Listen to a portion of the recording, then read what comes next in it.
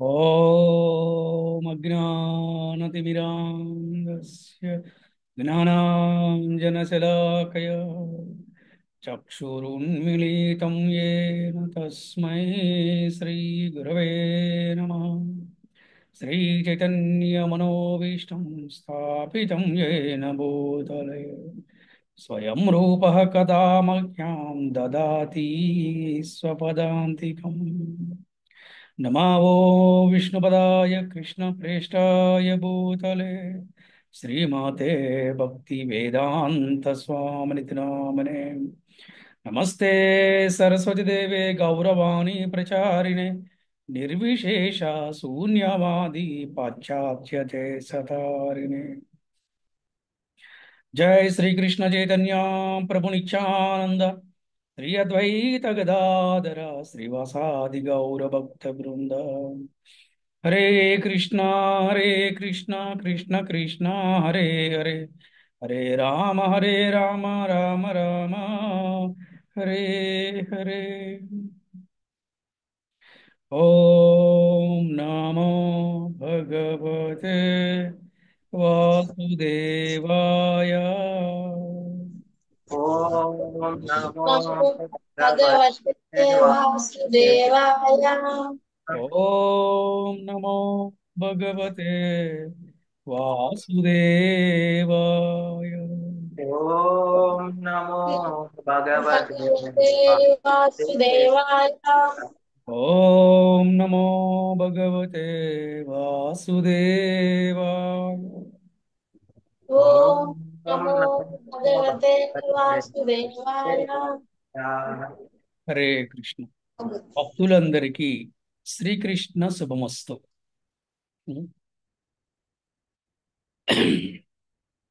ఈరోజు భాగవత కథ పరీక్షిత్ మహారాజు వారి రెండవ భాగానికి వచ్చిన భక్తులందరికీ కూడా ఆత్మీయ ఆహ్వానం పలుకుతున్నాం. హరే కృష్ణ.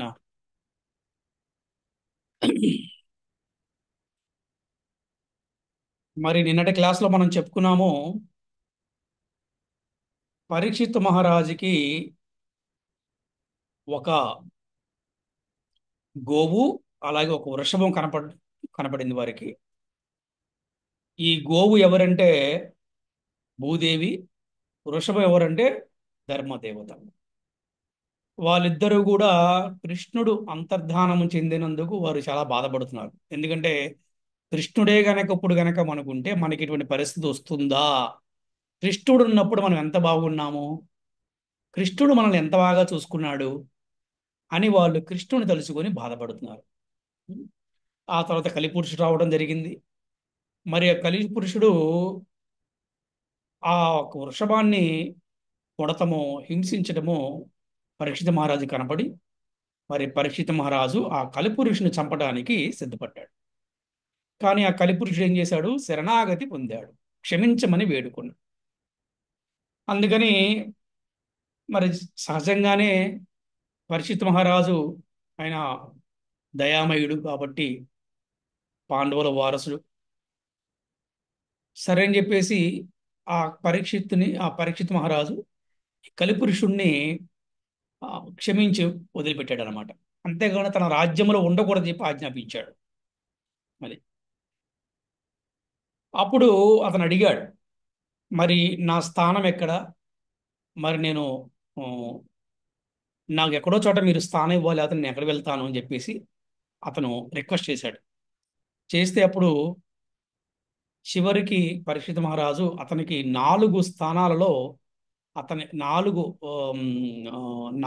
ప్రదేశాలలో 4 చోట్ల అతనికి స్థానం కల్పించాడు. ఆ 4 ఏంటో మన క్లాసులో ఎవరైనా చెప్తారా? మీరు ఎవరైనా చెప్పగలరా?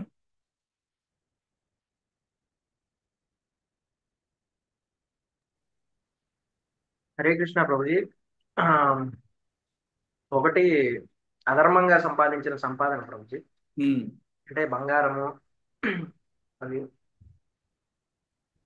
ఉమ్, తర్వాత మద్యమ మద్యమాంసాలు ఉండే చోట, తర్వాత వ్యభిచారం జరిగే చోట, ఉమ్, ఇంకొకటి గుర్తులేదు ప్రభుజీ. ఓకే. సో ఇక్కడ మనకి పరీక్షిత్ మహారాజు 4 ప్రదేశాలలో అతనికి చోటిచ్చాడు. ఏమిటి ఆ 4 అంటే ఏంటంటే, ఎక్కడైతే పశువధ అంటే జంతువుల్ని ఆ, వధించటం ఆ ప్లేసుల్లో కలిగి ఉండేలాగా, లేకపోతే సురాపానము అంటే మత్తు పదార్థాలు సేవించే చోట.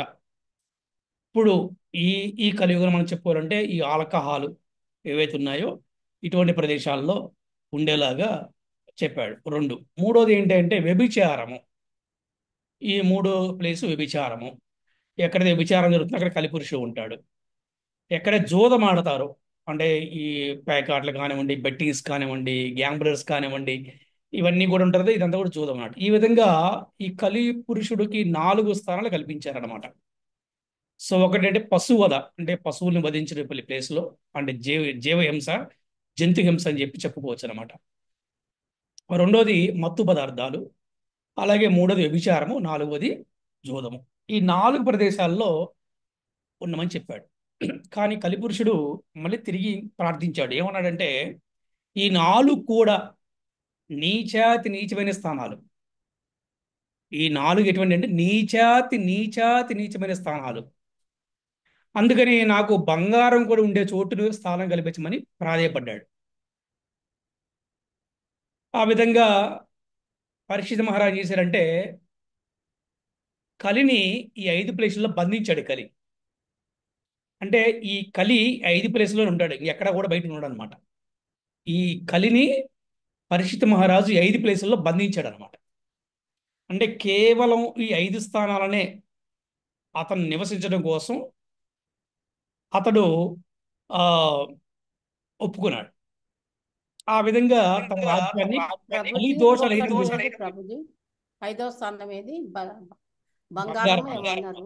బంగారం ఆ, బంగారం అంటే ఇక్కడ సందేహం రావచ్చు, అదేంటి ప్రభు, బంగారం ఉన్న చోట కూడా కలి ఉంటాడా, మరి మేము బంగారం పెట్టుకోకూడదా అని మీరు ఎవరైనా సందేహం రావచ్చు. ఇక్కడ మనకి ఆచార్యుల ద్వారా మనం తెలుసుకుంది ఏంటంటే, బంగారం అనేది స్త్రీకి అలంకరణ. పూర్వం రాజులకు కూడా అలంకరణే. కానీ ఒక స్త్రీకి బంగారము ఎంతవరకు అవసరమో అంతవరకు ఉంటే గనక ఎటువంటి ఇబ్బంది ఉండదు. అంటే ఎక్కువగా బంగారం పట్ల వ్యామోహంతో కనుక ఉందనుకోండి, అక్కడ తప్పకుండా కలిపురుషుడు ఉంటాడు. ఒక మంగళసూత్రం ఉంది, ఒక మెల్లో ఒక మంచి తాడు ఉంది, చెవులకు ఉన్నాయి, okay, there is a limited అనమాట. కానీ అంతకన్నా ఎక్కువ గనక ఆ, ఉంటే గనక అక్కడ తప్పకుండా కలిపురుషుడు ఉంటాడు. అందులో ఎటువంటి సందేహం లేదని చెప్పేసి మనకి ఈ భాగవతం చెప్తుందన్నమాట. ఈ 5 ప్లేసుల్లో కలిపురుషుణ్ణి బంధించాడు. ఉం. అదేవిధంగా ధర్మదేవత యొక్క నష్టపోయినటువంటి 3 పాదాలను తిరిగి మళ్ళీ తీసుకున్నాడు అనమాట. అంటే మనం చూస్తాం ఆ వృషభానికి చెప్పకూడదు, చెప్పుకుంటేనే బాధేస్తుంది. 3 కాళ్ళు కూడా కలి వల్ల పోయినాయి అనమాట. అంటే నేను నరికారని చెప్పలేను, నా నోటితో రాలేదు. ముఖ్యంగా నాకు గోవులు అంటే చాలా ఇష్టం కాబట్టి నేను చెప్పలేను. ఆ 3 పాదాలను కూడా తిరిగి మళ్ళీ ఇచ్చేయడం జరిగింది. అలాగే భూదేవికి అంటే గోవుకి ధైర్యం చెప్పి పరిస్థితిని సానుకూలపరిచాడు మన పరీక్షిత్ మహారాజు అనమాట. అది అంటే పరీక్షిత్ మహారాజు ఎంత గొప్ప కార్యం చేశాడు చూడండి. అంటే ఎంత గొప్ప కార్యం చేశాడంటే, కలిపురుషుణ్ణే బంధించాడు అనమాట. ఇది చిన్న విషయం కాదు. ఎందుకంటే కలిపురుషుడు అనేవాడు మహా ప్రమాదకరమైన వ్యక్తి అనమాట వాడు. ఏంటి, సో అటువంటి కలిపురుషుణ్ణి బంధించాడు. బంధించి ఎక్కడ పెట్టాడు? ఈ 5 ప్లేసుల్లో పెట్టాడు అనమాట. అందుకే చూడండి, ఇప్పుడు కూడా మీరు కనుక చూస్తే బయట ఎక్కడైనా సరే, ఎక్కడైనా మీరు గమనిస్తే కనుక ఎక్కువ శాతం అంటే యాక్సిడెంట్లు, ఫర్ ఎగ్జాంపుల్ యాక్సిడెంట్లు జరిగినాయి అనుకోండి, అంటే అతను బాగా తాగి డ్రైవింగ్ చేస్తుంటే ఆ రోడ్డు మీద కారు యాక్సిడెంట్ చనిపోయాడని మనం వింటూ ఉంటాం. అంటే అక్కడ ఏముంది? సురాపానం అంటే మద్యపానం ఉందన్నమాట. అలాగే వ్యభిచారము అంటే అక్రమ సంబంధాలు కనుక మనం చూస్తేనే ఎక్కువ హింస జరుగుతూ ఉంటుంది అక్రమ సంబంధాల్లో. అంటే స్త్రీ పురుషుని చంపడం, పురుషుడు స్త్రీని చంపడం మనం జనరల్గా వింటూ ఉంటాం. అక్కడ కూడా కలి ఉంటాడు, ఆ కలి ప్రేరేపిస్తాడు అనమాట. అది అలాగే పశువధ, ఎక్కువగా మాంసాహారం తిన్న కుటుంబాల్లోనే గొడవలు ఎక్కువ ఉంటాయి. మీరు గమనించండి, మీరు కనుక గమనిస్తే ఎక్కువగా మాంసాహారం తినే కుటుంబాల్లోనే చాలా గొడవలు ఉంటాయి. ఎటువంటి గొడవలు ఉన్నాయంటే ఆ తల్లి కొడుకుని చంపుతుంది, కొడుకు తల్లిని చంపుతాడు. లేకపోతే ఆస్తుల గొడవలు. అంటే ఆ, ఆస్తి కోసం అసలు ఆ బంధాలను కూడా పట్టించుకోకుండా చాలా ఘోరంగా బిహేవ్ చేస్తూ ఉంటారు. ముఖ్యంగా ఇవి జరిగేది ఎక్కడంటే, అంటే సాధారణంగా చెప్తున్నాను, మేబీ అన్ని చోట్ల వెళ్ళిపోయి ఎక్కువగా జరిగేది మాత్రము మాంసాహారం తినే కుటుంబాల్లో జరుగుతుంది అనమాట. అంటే ఏంటి, వారు ఒక వేటపోతను బలిస్తారు, ఆ కోడిని బలిస్తారు, రకరకాలుగా అనమాట. ఈ విధంగా జరుగుతూ ఉంటుంది. ఇకపోతే జూదము మనం చూస్తే గ్యాంబ్లింగ్, బెట్టిక్స్, బెట్టింగ్లు ఇవన్నీ జరుగుతుంటాయి కదా. ఇటువంటి ప్లేసుల్లో కూడా ఆ, ఈ యొక్క ఆ, కలి ఉంటాడు కాబట్టి ఇటువంటి జరుగుతూ ఉంటాయి. మీరు ఎక్కువగా చూస్తే కనుక నేరాలు ఘోరాలు చూడండి, మీరు టీవీలో చూపిస్తే కనుక ఈ 4 ప్లేసుల్లోనే ఎక్కువ జరుగుతూ ఉంటాయి. లేకపోతే ఐదో ప్లేస్ ఎక్కడ గొడవ వస్తుంటే బంగారం అనేది, ముఖ్యంగా ఈ ఆస్తులు పంపకం చేసినప్పుడు, ఆస్తులు పంపకం చేసినప్పుడు ఆ ఆ తల్లికి లేకపోతే ఆ కుటుంబానికి ఒక 4 పిల్లలు 5 పిల్లలు ఉన్నప్పుడు ఆ బంగారం గురించి కూడా గొడవ వస్తుంటుంది. మీరు గమనిస్తే కనుక జనరల్గా 10 తులాలు లేకపోతే నాకు తక్కువ వచ్చింది, నీకు ఎక్కువ వచ్చింది, జనరల్గా అనమాట. ఎందుకని ఈ 5 స్థానాల్లో కూడా కలిగి ఉన్నాడు. కానీ పరీక్షిత మహారాజు ఎంత గొప్పవాడంటే ఈ కలిని కూడా బంధించాడు. ఎక్కడ బంధించాడు? ఈ 5 స్థానాల్లో ఉంటాడు. అందుకనే మనకి ఈ కలియుగంలో ఒక నియమం ఉందన్నమాట. ఏంటి నియమం అంటే, ముఖ్యంగా మన ఇస్కాన్లో ఇవి పాటిస్తారు మీరు కనుక చూస్తే. అంటే ఈ బ్రహ్మ మధ్య గౌడీ వైష్ణవ సాంప్రదాయంలో పాటిస్తారనమాట. జనరల్గా సనాతన ధర్మం ప్రకారం ప్రతి సాంప్రదాయంలో కూడా ఈ యొక్క నియమాలు పాటించాల్సిందే, ప్రతి వ్యక్తి కూడా. ఈ నియమాలు పాటించకుండా ఎవరిని కూడా భక్తుడు అంటానికి లేదనమాట. ఏంటి నియమాలు అంటే, తప్పకుండా వారు మాంసాహారం తినకూడదు, అలాగే మత్తు పదార్థాలు స్వీకరించకూడదు. అంటే ఇవి మత్తు పదార్థాలు అంటే కాఫీ, టీ కూడా మత్తు పదార్థం అంటారన్నమాట. అలాగే వారు వ్యభిచారం చేయకూడదు, అలాగే జూదం ఆడకూడదు. ఇది మన వైదిక సంస్కృతి ప్రకారం, మన సనాతన ధర్మం ప్రకారం అన్ని సాంప్రదాయాల వరకు ఉంది. ప్రతి మానవుడికి, ప్రతి కులం వాడికి కూడా ఇది ఉందన్నమాట యాక్చువల్ చెప్పాలంటే. కానీ ఈ రోజు కూడా ఈ కలియుగంలో, ఈ ప్రస్తుత ఈ ఈ యుగంలో చూస్తే గనక ఈ గౌడీ వైష్ణవ సాంప్రదాయం వాళ్ళు ముఖ్యంగా వీటిని పాటిస్తున్నట్టుగా మనకి ఎక్కువ కనబడుతూ ఉంటారు. అంటే ఇస్కాన్ వారని, గౌడీ మఠం వాళ్ళు, అక్షయ పాత్ర వాళ్ళు ఇలాగా పాటిస్తూ ఉంటారని మనం చూడొచ్చు. జనరల్గా అడుగుతారు, అమ్మో మా ఇంటి పక్కన ఇస్కాన్ వాళ్ళు ఉన్నారండి, వారు అంటే కనీసం ఉల్లిపాయ కూడా తినరంటే వాళ్ళు. అరే కనీసం వారు కాఫీ టీ కూడా తాగరంటే అని చెప్పి అంటూ ఉంటారు. మీరు వినే ఉంటారు ఎవరైనా. అది అంటే ఎందుకంటే ఇవి గనక చేస్తే భక్తికి దూరం అయిపోతాము, భగవంతుడు దూరం అయిపోతాము. అది అంటే ఇక్కడ ఇంకోటి కూడా చెప్పారు. ఆ, నష్టం ఏంటి, ఇది తెలుసుకుందాం మనం. నష్టం ఏంటి అంటే, ఫర్ ఎగ్జాంపుల్ ఆ పశువధ, అంటే జంతువుని హింసించారు, మాంసాహారం తినడం, నష్టం ఏంటి? ఎవరైనా చెప్తారా? మన క్లాస్లో ఎవరైనా చెప్పడం ప్రయత్నిస్తారా? నష్టం ఏంటి? ఒకవేళ తింటే గనక నష్టం ఏంటి? లేకపోతే వాటిని హింసిస్తే నష్టం ఏంటి? దయా గుణం అనేది ఆ లోపిస్తుంది. హరిబోల్, అమృతంగా మాతాజీకి జీవుని హరిబోల్. హింసించడం ఎస్, వల్ల దయా గుణం లోపిస్తుంది. ఎస్. ఎప్పుడైతే ఇటువంటి హింస చేసినప్పుడు, అటువంటి ఆహారాన్ని స్వీకరించినప్పుడు ఆ మనిషికి దయాగుణం అనేది పోతుంది. దయా, కరుణ, ప్రేమ నశించిపోతుంది అనమాట. అందుకని మనం చూస్తే మనం చెప్పుకున్నాం కదా, కొన్ని కుటుంబాల్లో, చాలా కుటుంబాల్లో చూస్తే గనక ఇటువంటి మాంసాహారం తినే కుటుంబాల్లోనే ఎక్కువ ఇటువంటి హింసలు జరుగుతూ ఉంటాయి. ఇకపోతే మత్తు పదార్థాలు తీసుకుంటే వల్ల నష్టం ఏంటి, ఎవరైనా చెప్పండి. విచక్షణ కోల్పోతారు గురూజీ. హరిబోల్. ఎస్, విచక్షణ కోల్పోతారు. విచక్షణ కోల్పోయి అతను వింత వింతగా ప్రవర్తిస్తూ ఉంటాడు అనమాట.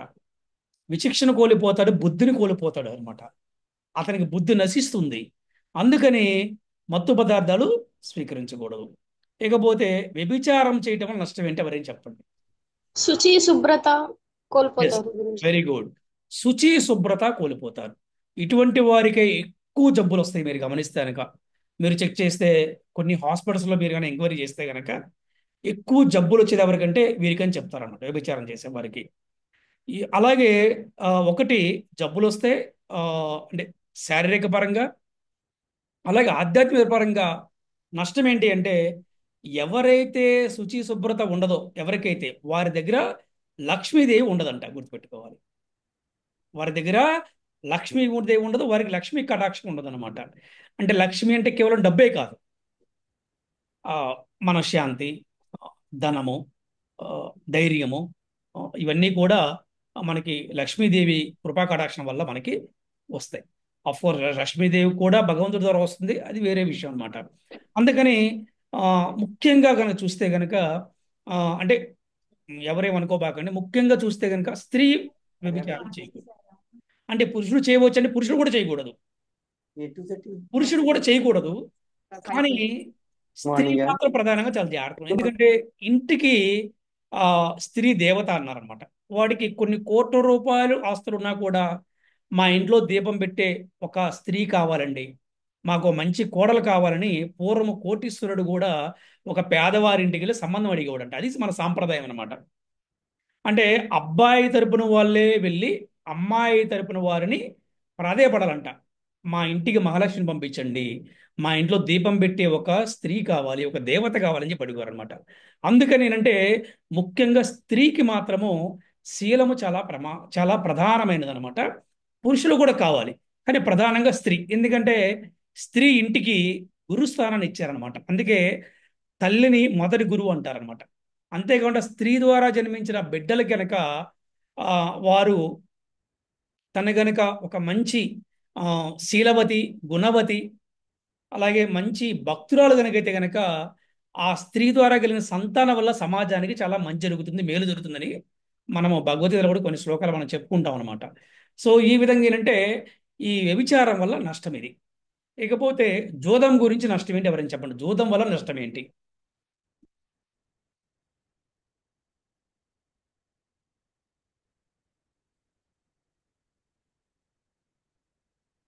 జూదం వల్ల నిజం మాట్లాడండి, అన్ని అబద్ధాలే మాట్లాడతారు. ఆహాహా. అంటే నిజాయితీ లోపిస్తుంది. సత్యాన్ని కోల్పోతాడు. అంటే సత్యాన్ని అక్కడ ఎలా ఉంటుందంటే నేను ఏదో రకంగా ఇక్కడ గెలవాలి అంతే, సత్యాన్ని కోల్పోతాడు. అది. అందుకని మీ అందరికి ఒక ప్రశ్న, జూదమాడి నష్టపోయిన వారు ఎవరు మహాభారతంలో చెప్పండి. ధర్మరాజు. ధర్మరాజు కదా. పాపం చూడండి ఎంత నష్టపోయారు, అంటే మోసం చేశారు, అది వేరే విషయము, మోసం చేశారు అది. అందుకని మనకి ఈ కలియుగంలో కొన్ని నిషేధాలు పెట్టారు. జనరల్ క్షత్రియులకి జూదం ఆడడం సాంప్రదాయమే, క్షత్రియులకి. కానీ ఈ కలియుగంలో ఎవరికైనా కూడా సాంప్రదాయం కాదు, అన్ని కూడా వచ్చేసారు ఈ కలియుగంలో. క్షత్రియులకి మాంసాహారము, ఆ సురాపానము, వ్యభిచారము, ఈ జోదం, ఇవన్నీ కూడా వాళ్ళకి ఈ క్షత్రియులకి ఒక సాంప్రదాయంలా ఉండేది వాళ్ళకి.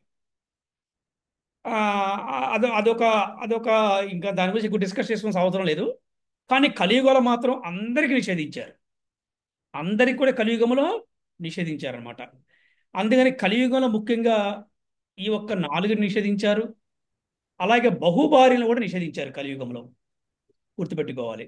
సో ఈ విధంగా ఏంటి అంటే ఆ పరీక్షిత్ మహారాజు ఈ 5 స్థానాల్లో కలిపురుషుని బంధించాడు, అది మనం తెలుసుకోవాలి. అందుకని ఈ 5టికి ఎవరైతే దూరంగా ఉంటారో, అంటే ముఖ్య కనీసం 4టికి ఎవరైతే దూరంగా ఉంటారో ఆచార్యులు చెప్తారు, కనీసం ఈ 4టికి దూరంగా ఉండండి.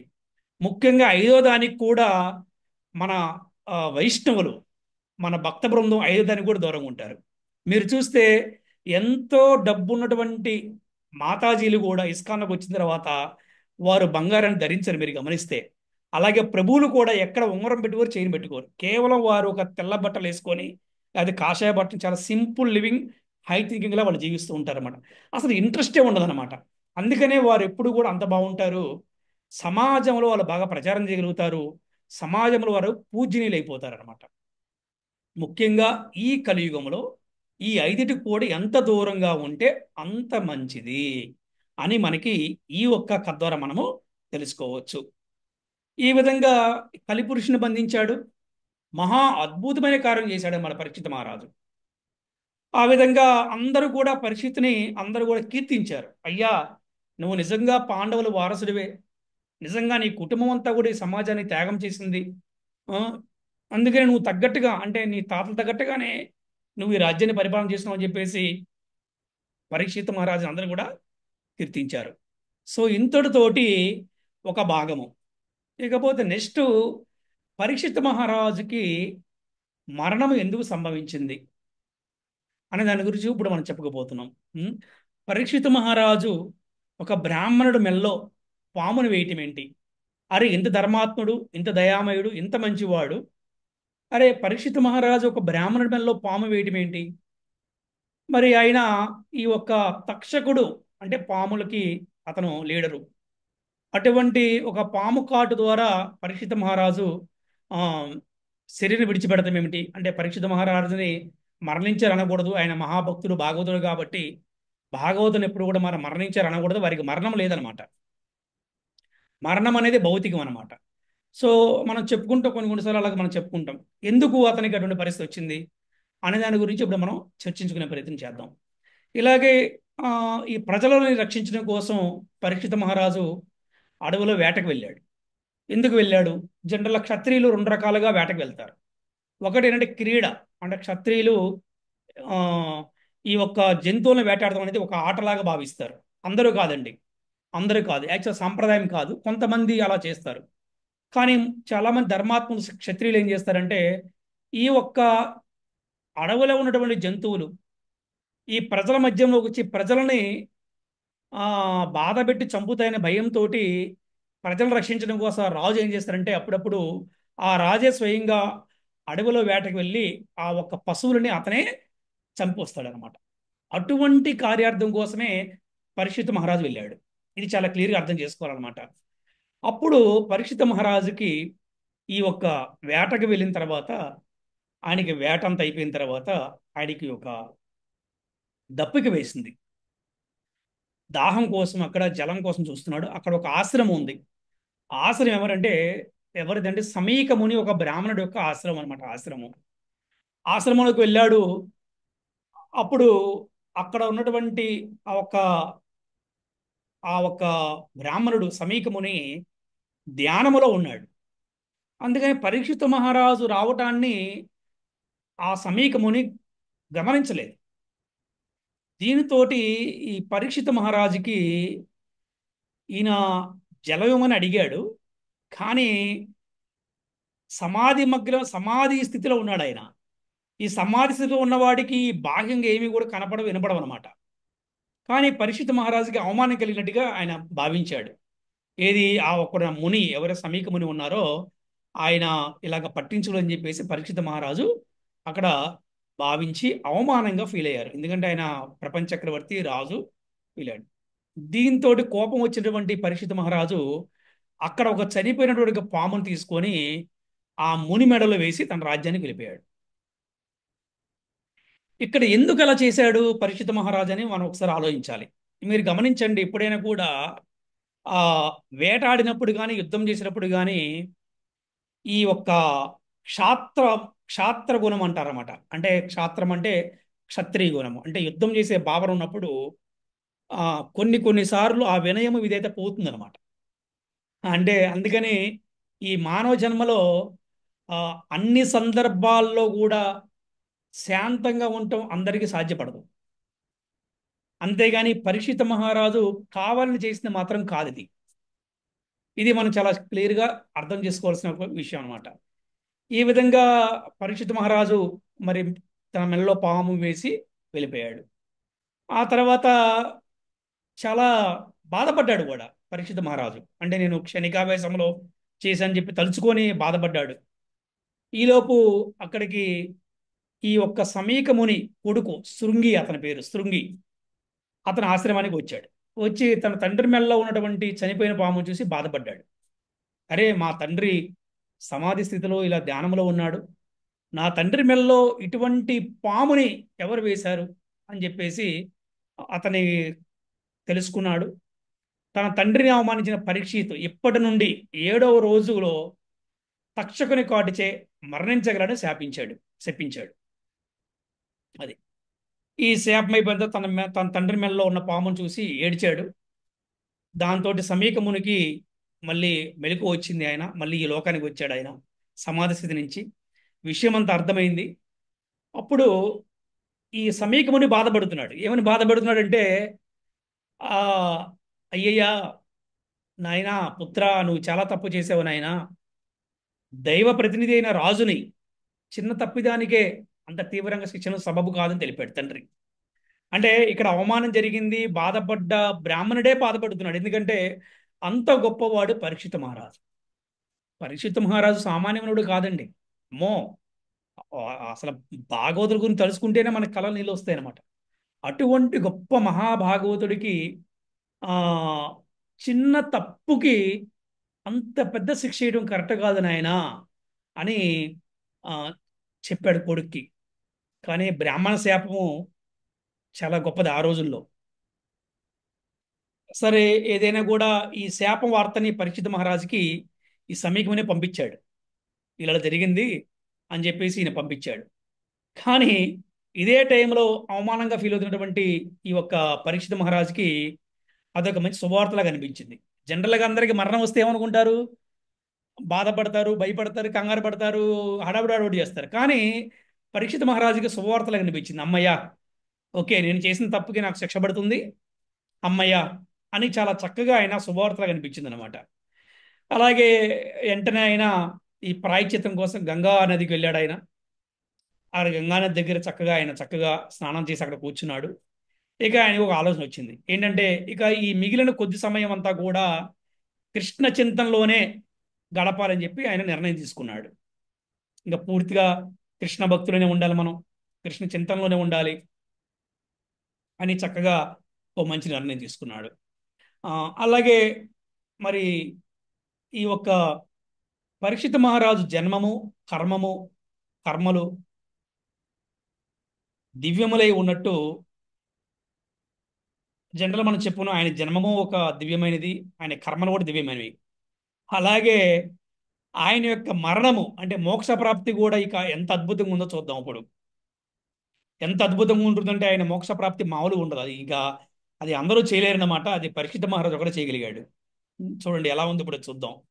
ఎలా అంటే ఇక ఎమ్మటే గంగా తీరంలో మరి పరీక్షిత మహారాజు అక్కడ ఉన్నాడు. ప్రపంచం నలుమూలల నుంచి కూడా పరీక్షిత మహారాజు విషయం తెలిసింది. ఈయనకి ఇలాగా సాక్షాత్తు ఒక వారం రోజుల్లోకి ఇలా జరుగుతుందని చెప్పి అందరూ తెలిసింది.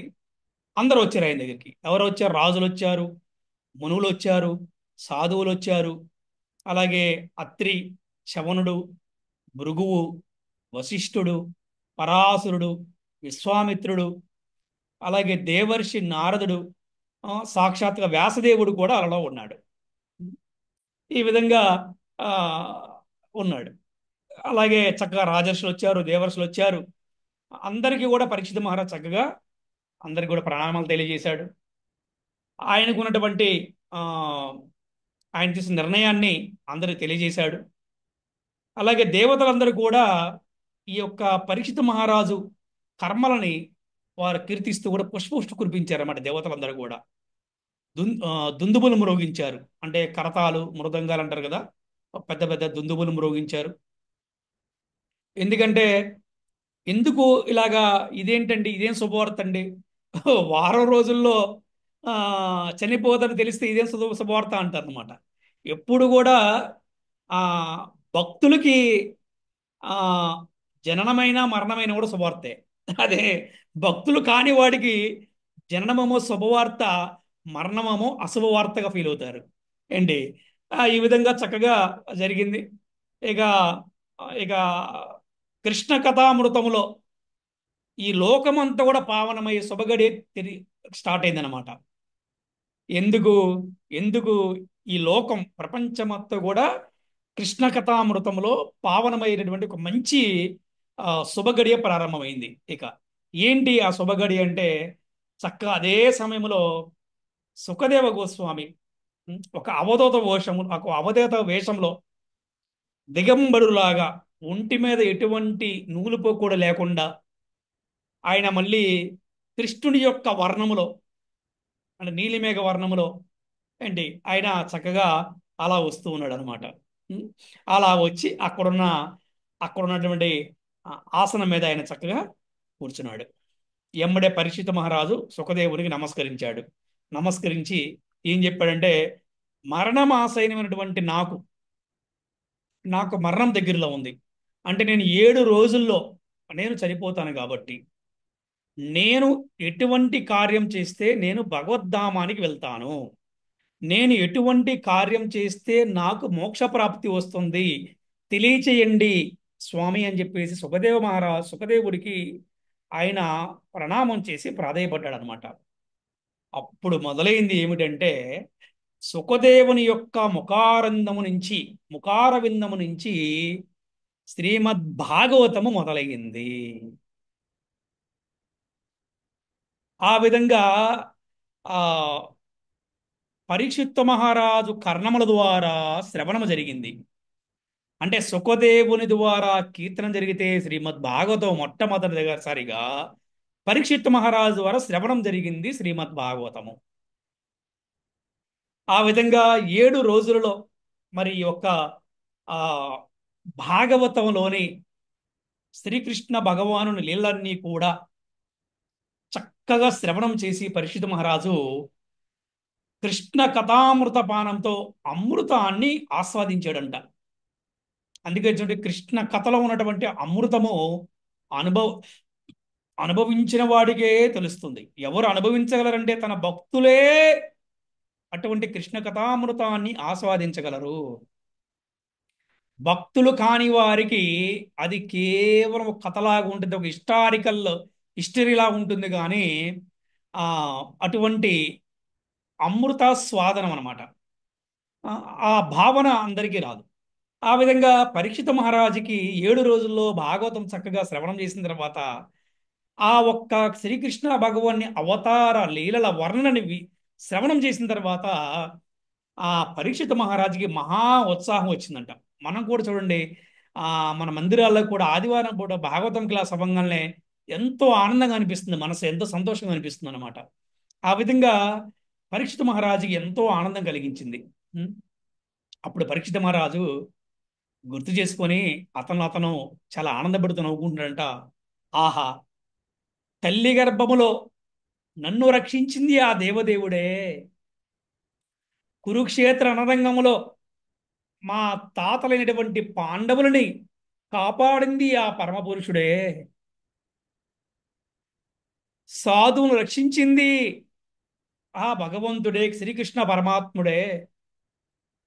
ఆహా, ఇటువంటి కృష్ణ లీలాశ్రవణంలో నాకు ఆకలి కూడా వేయట్లేదు, ఆకలి దప్పులు కూడా వేయట్లేదు. ఇదే కదా కృష్ణ కథామృతం ఉన్నటువంటి ఆస్వాదము, అద్భుతము అని పరీక్షిత మహారాజు ఎంతో అనుభవిస్తున్నాడంట, ఎంతో ఆస్వాదిస్తున్నాడంట, ఎంతో ఆనందపడుతున్నాడంట. ఉం? చూడండి, ఎంతమందికి జరుగుతుంది, ఎంతమందికి ఇటువంటి అవకాశం వస్తుంది చెప్పండి. చివరి రోజుల్లో మరణము సంభవించిన సమయంలో కృష్ణ కథామృతము ఎటువంటి ఉత్సాహాన్ని ఇస్తుంది, ఎటువంటి ఆనందాన్ని ఇస్తుంది, ఎటువంటి అనుభవాన్ని ఇస్తుంది అని చెప్పడం కోసం మనకి పరీక్షిత మహారాజు గొప్ప ఉదాహరణ అన్నమాట. అందుకే పరీక్షిత మహారాజుని విష్ణు రాతుడు అన్నారు, అలాగే పరమ భాగవతుడు అన్నారు, అలాగే ఆయన్ని భాగవత కథానాయకుడు అన్నారు. ఎందుకంటే మొట్టమొదట భాగవతాన్ని శ్రవణం చేసింది ఆయనే కాబట్టి. ఇక అలాగే గనక మనం చూస్తే భాగవతం మనకు తెలిపారు. ఏమని తెలిపారు మన ఆచార్యులు? నవవిధ భక్తి మార్గాలు తెలిపారు. నవవిధ భక్తి మార్గాలు ఏంటి? నవవిధ భక్తి మార్గాలు అంటే ముఖ్యంగా మొట్టమొదటి శ్రవణము, కీర్తనము. మరి శ్రవణము ద్వారా పరీక్షిత మహారాజు భగవద్ధామం చేరుకున్నాడు. అంటే నవవిధ భక్తి మార్గాలు అంటే ఈ 9 మార్గాల ద్వారా ఏ ఒక్క మార్గము ద్వారా అయినా కూడా మనం భగవంతుని చేరుకోవచ్చని మనకి భాగవతం చెప్తుంది. ఆచార్యుల ద్వారా మనం తెలుసుకున్నాం. అటువంటి శ్రవణము ద్వారా ముక్తిని పొందినటువంటి మహనీయుడే పరీక్షిత్ మహారాజ్ అని చెబుతూ ఉంటారన్నమాట. ఇక చక్కగా ఇంకేముంది, చక్కగా పరీక్షిత మహారాజు కృష్ణధామాన్ని చేరుకున్నాడు, గోలోకధామాన్ని చేరుకున్నాడని మనకి భాగవతం చెప్తుంది. హరే కృష్ణ హరే కృష్ణ కృష్ణ కృష్ణ హరే హరే, హరే రామ రామ రామ హరే హరే. ఈ విధంగా ఆ, చక్కగా ఆ,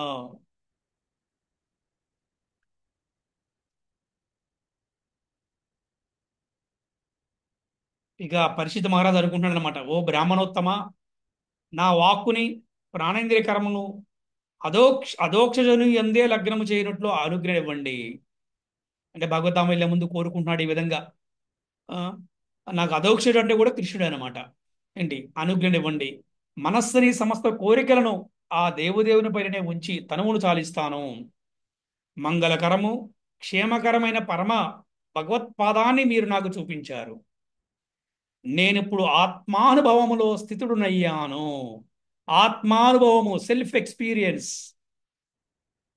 అందుకే అంటారు భగవంతుడు ఉన్నాడా, నీకు నమ్మకం ఉందా అంటే, భగవంతుడు ఉన్నాడా అని నమ్మకం కాదండి, భగవంతుడు ఉన్నాడని నాకు ఆత్మానుభవం అయిందని చెప్పండి. సెల్ఫ్ ఎక్స్పీరియన్స్ అన్నమాట. నమ్మకం వాళ్ళు ఉండొచ్చు, రేపు పోవచ్చు. కానీ ఒక్కసారి ఆత్మానుభవం జరిగింది అనుకోండి, అది ఎప్పటికీ పోదనమాట. సో ఈ విధంగా చక్కగా మరి సుఖదేవ గోస్వామి పరీక్షితుని ఆశీర్వదించి ఆ, సుఖదేవ గోస్వామి వెళ్ళిపోయారు. లేకపోతే చక్కగా మరి గంగానది ఒడ్డున ఆ, పరీక్షిత మహారాజు కూర్చున్నారు. ఆ, ఆయన యోగాలో ధ్యానంలో ఉండిపోయారు. ఆయన సమాధి స్థితిలో ఉండిపోయారు. ఈ శరీరం గురించి ఆయన ఏం పట్టించుకోవట్లేదు. మరి తక్షకుడు రావటం, మరి కాటు వేయటం జరిగిపోయింది.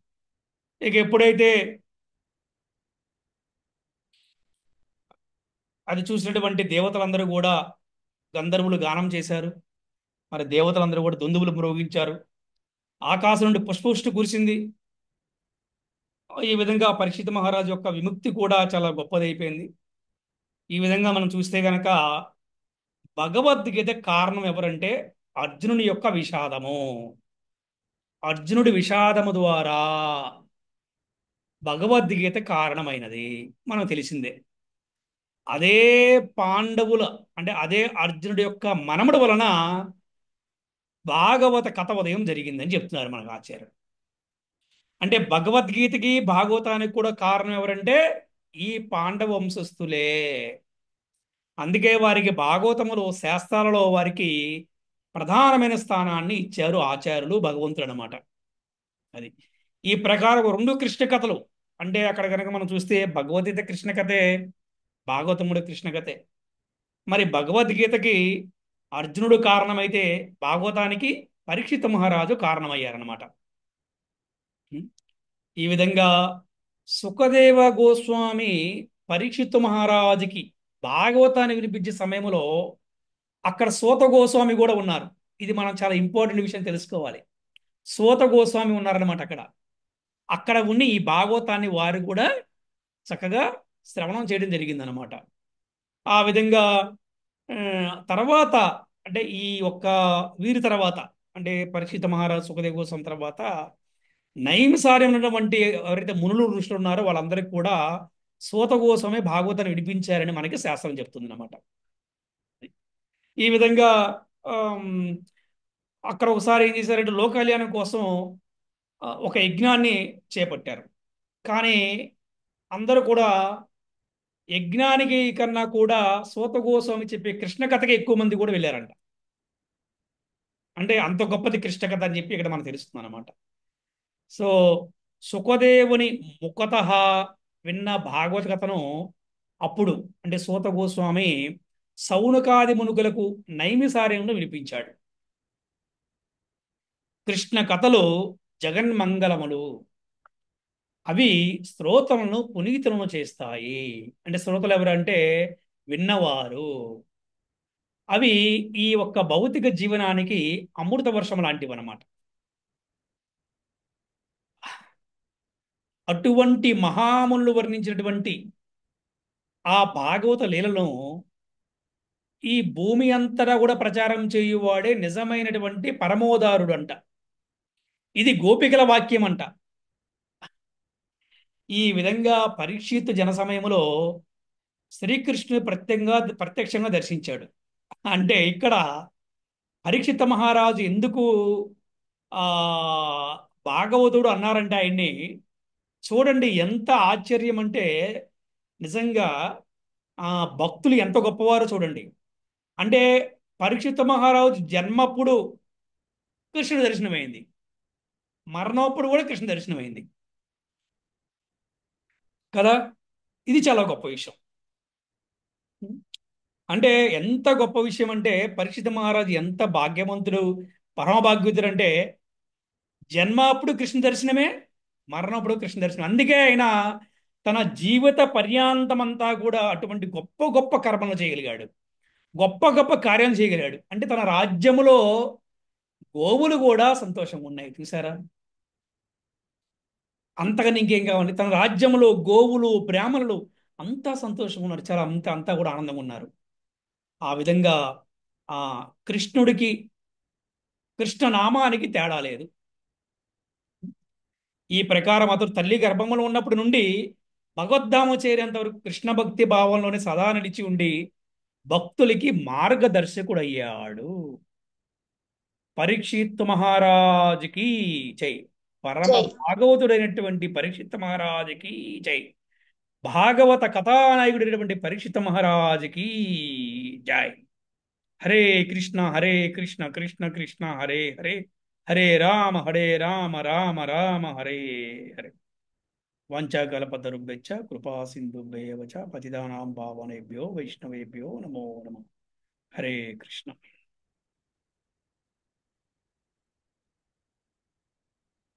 హరే కృష్ణ. మరి ఈ రోజున మనము పరీక్షిత్ మహారాజు యొక్క కథని మనం ఈ రోజున మన భాగవతంలో మనం తెలుసుకున్నాము. నిన్న మొదటి భాగము, ఈ రోజు రెండో భాగము. ఈ రోజు రెండో భాగములో మనం ఎటువంటి విషయాన్ని చర్చించుకున్నాము, ఈ రోజు జరిగినటువంటి చర్చలలో, ఈ రోజు జరిగిన క్లాస్లో మీకు ఎవరికైనా సందేహాలు ఉంటే అడగవచ్చు. అలాగే తర్వాత ఈ రోజు జరిగిన క్లాసు ద్వారా మీరు ఏం తెలుసుకున్నారో కూడా తెలియజేయవచ్చు. హరే కృష్ణ. జరిగిన క్లాస్లో మొట్టమొదటిగా పరీక్షిత్ మహారాజుకి ఆ తర్వాత కలిపురుషుడికి మధ్య జరిగిన సంవాదము.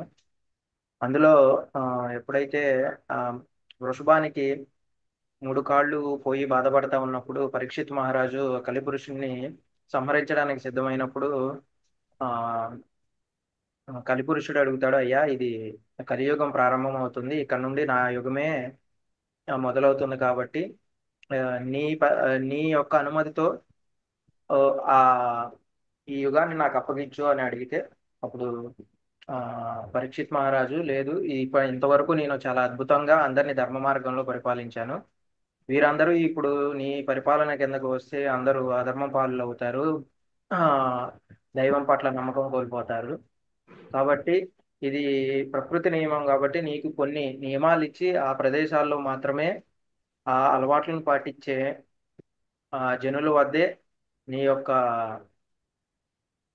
శక్తి పనిచేసే విధంగా ఉంటుంది అని చెప్పేసి ఆ 4 ప్రదేశాలని చెప్తారు ప్రభుజీ. అవన్నీ మనకి తెలుసు.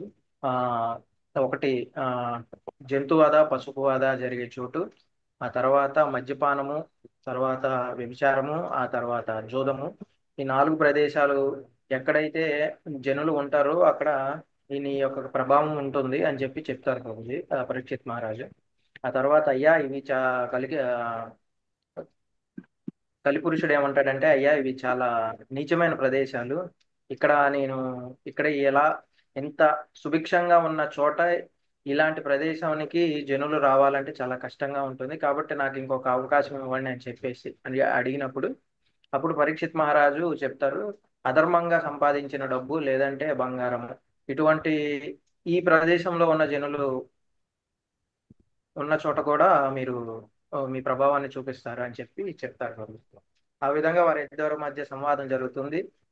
ఆ తర్వాత ఈ పరీక్షిత్ మహారాజుకి ఏ విధంగా శాపం జరిగింది అంటే ఆ ముని పట్ల ఎందుకు ఆ విధంగా ప్రవర్తించాడు అనే దానికి ప్రభుజీ ఆ పూర్వము భీముడు ఒకానొక రాజ్యం మీదకి దండెత్తి వెళ్ళినప్పుడు ఆ రాజ్యం మీద విజయం సాధించి ఆ రాజ్యములో ఆ రాజ్యవాసులు లేదంటే ఏ చక్రవర్తిని అయితే ఓడించాడో అతనికి ఇష్టం లేకుండా ఒక బంగారు కిరీటం తీసుకొని వచ్చి అతని అంతఃపురంలో పెట్టుకుంటాడు ప్రభుజీ భీముడు.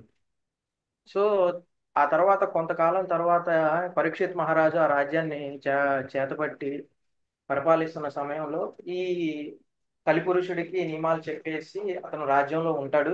ఎందుకో ఒక రోజు అతని ఆభరణాలు అన్ని చూద్దామని చెప్పేసి పరీక్షిత్ మహారాజు ఆ గదిలోకి వెళ్ళటం, అక్కడ ఏ విధంగా అయితే భీముడికి ఆ కిరీటము చాలా ఆకర్షణీయంగా కనబడిందో అదే విధంగా పరీక్షిత్ మహారాజుకు కూడా ఆకర్షణీయంగా కనబడటం, దానిని ధరించాలని కోరిక రావటము, ఒక్కసారి ఆ విధంగా తల మీద ధరించాలని చెప్పేసి తల మీద ధరిస్తారు ప్రభుజీ పరీక్షిత్ మహారాజు. దానికి కొన్ని రోజుల ముందే కలిపురుషుడికి చెప్తారు, అధర్మంగా సంపాదించిన సంపద లేదంటే బంగారము ఎవరు ఆ ప్లేస్ లో ఉంటారో వాళ్ళ మీద నీ ప్రభావం ఉంటుందని. సో ఇమీడియట్ గా కలిపురుషుడు పరీక్షిత్ మహారాజు శరీరంలోకి దూరేస్తాడు ప్రభుజీ, ఎందుకంటే భీముడు దాన్ని వాళ్ళ అనుమతి లేకుండా తీసుకొస్తాడు. సో ఈ రీజన్ వల్ల తర్వాత వేటకు వెళ్ళటము, ఆ తర్వాత ఆ మునితో చనిపోయిన పావుని అలా అలంకరించడము ఈ విధంగా జరుగుతుంది. సో ఇది క్లియర్ ఎగ్జాంపుల్ ప్రభుజీ. మనము ఏ ఈ 4 నియమాలు పాటించకపోతే ఎంత గొప్ప వ్యక్తులైనప్పటికీ చివరికి కష్టాల పాలవుతారనే దానికి ఇది మంచి ఉదాహరణ అని నేను చెప్పదలుచుకున్నాను. Hare Krishna. Hare Krishna. Very good, thank you. అంటే భక్తులకి కష్టం వచ్చినా కూడా ధైర్యంగా ఉండాలి. ఆ భక్తులకి ఏం జరిగినా కూడా మంచి జరుగుతుందంట అని తెలుసుకోవాలి. అది ఆ విధంగా మనం అర్జునుడి ఎగ్జాంపుల్ చూసాం, అలాగే మనం పరీక్షితం కూడా ఎగ్జాంపుల్ చూసాం అనమాట. అందుకని ఆ భక్తులు ఏం కోరుకుని ఇది నష్టం జరుగుతుంది అనుకుంటే ఓకే, దీనికన్నా ఇంకేదో కృష్ణుడు నాకు మేలు చేస్తున్నాడు అనే భావంతో ఉండాలంట. Very good. Hare Krishna. So ఇంకెవరైనా ఏమైనా చెప్తారా? హరే కృష్ణ ప్రభుజీ. హరే కృష్ణ మాతాజీ, చెప్పండి. పరీక్షిత్ కలిపురుషుడు. ఈ రోజు నేను తెలుసుకున్నది ఏంటంటే పరీక్షిత్ మహారాజు గురించి. పరీక్షిత్ మహారాజు కలిపురుషుణ్ణే బంధించి 5 ప్లేసుల్లో పెట్టారు. సెకండ్ పాయింట్ పాయింట్ మాంసాహారం. మాంసాహారం భుజించే వాళ్ళ దగ్గర దయ జాలి అనేది ఉండదు. ప్లస్ జోదం ఆడే వాళ్ళ దగ్గర కూడా ఉంటాడు, కలిపురుషుడే ఉంటాడు. జోదం వలన మనం సత్యాన్నే కోల్పోతాం. బంగారం అలంకరించుకునే వాళ్ళ దగ్గర కలిపురుషుడు ఉంటాడు. కలియుగంలో ముఖ్యంగా ఇస్కాన్ ఈ నియమాలు ఎప్పుడూ పాటిస్తారు. సనాతన ధర్మం ప్రకారం ఈ యుగంలో గౌడీయ వైష్ణవ సాంప్రదాయం గల వాళ్ళు ఈ నియమాలు ముఖ్యంగా పాటిస్తారు. తల్లిని మొదటి గురువుగా అంటారు. మంచి భక్తురాలైతే సంతానం కూడా మంచిగా ఉంటుందని. పరీక్షిత్ మహారాజు మరణం ఎందుకు సంభవించిందంటే ప్రజలను రక్షించడానికి అడవికి వేటకై వెళ్ళాడు. ఎందుకు వెళ్ళాడంటే జంతువుల బారి నుండి ప్రజలను రక్షించడానికి. అక్కడ చాలా దాహం వేసింది. అక్కడ ఒక ఆశ్రమం చూసి అక్కడికి వెళ్ళాడు. అక్కడ సమీకముని సమాధి స్థితిలో ఉన్నాడు, కానీ పరీక్షిత్ మహారాజుని పట్టించుకోలేదు. అప్పుడు పరీక్షిత్ మహారాజు కొంచెం కోపం వచ్చింది. అప్పుడు అక్కడ చచ్చిపోయిన పామును తీసి తన మెడలో వేశాడు. అది ఎందుకు వచ్చినదంటే ఆ కలి ప్రభావం వల్ల. సుఖదేవుని ముఖారందం అప్పుడు సుఖదేవుని ముఖారందం వినడం ద్వారా మనకి భాగవతం అనేది వినగలుగుతున్నాం. పరీక్షిత్ మొదటిసారిగా శ్రవణం చేశాడు. భక్తులు మాత్రమే కృష్ణ కథామృతం ఆనందించగలరు. భక్తులు కాని వారు ఓన్లీ కథలాగే భావిస్తారు. భగవద్గీత కారణం ఎవరంటే అర్జునుడి విషాదం వలన మనకు భగవద్గీత కృష్ణుడు బోధించాడు. భాగవతానికి కారణం ఎవరంటే పరీక్షిత్ మహారాజు. వీళ్ళందరూ పాండవులు వంశం చెందినవారు. పరీక్షిత్ మహారాజు పరమ భాగవతముడు అయి మనకి మార్గదర్శకుడు కూడా అయ్యారు. హరే కృష్ణ ప్రభుజీ. హరే కృష్ణ. చాలా బాగా చెప్పారు మాతాజీ. మీ ప్రజెంటేషన్ లో ఇంప్రూవ్మెంట్ కనపడుతుంది. రెగ్యులర్గా ఇలాగే పార్టిసిపేట్ చేయండి. అలాగే ప్రభుజీ, తప్పకుండా ఇంకొంచెం క్లియర్ గా చెప్పేటట్టు. హరే కృష్ణ హరే కృష్ణ కృష్ణ కృష్ణ హరే హరే, హరే రామ హరే రామ రామ రామ హరే హరే కృష్ణ హరే కృష్ణ కృష్ణ కృష్ణ హరే హరే రామ రామ హరే కృష్ణ హరే కృష్ణ కృష్ణ హరే హరే రామ కృష్ణ హరే హరే రామ రామ రామ రామ హరే హరే హరే రామ हरे हरे कृष्ण प्रभु जी। హరే రామ హరే రామ హరే కృష్ణ. హరే హరే కృష్ణ కృష్ణ ప్రభుజీ, ప్రభుజీ, ధన్యవాద ధన్యవాద ప్రణామాలు. ప్రణామం. Thank you Guruji. దండా ప్రణామం తల్లి. హరే కృష్ణ. Thank you.